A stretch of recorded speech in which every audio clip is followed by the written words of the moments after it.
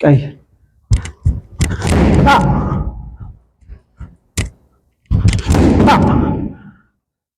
ሰላም እንዴት ናችሁ? ዛሬ በሌላ ቪዲዮ ተመልሰናል። ደብል ኪክ እንዴት እንደሚሰራ ነው ዛሬ የምናየው።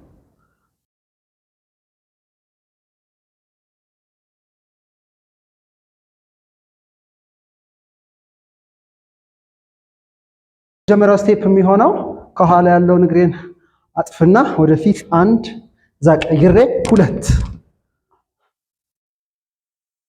አንድ ሁለት። ይሄን በማድረግ ሰዓት ሰውነቴን ወደ ሁለቱም ሳይድ ገለብጣለሁ።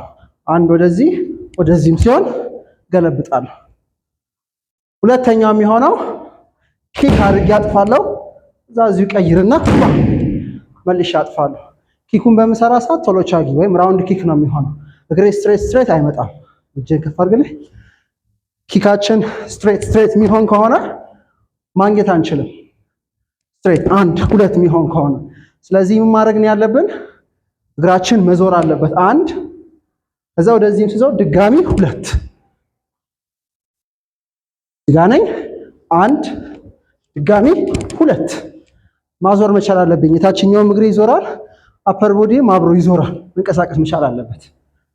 ስለዚህ እዚህ ጋር ነኝ። ዋን መትቻ አጥፋለሁ።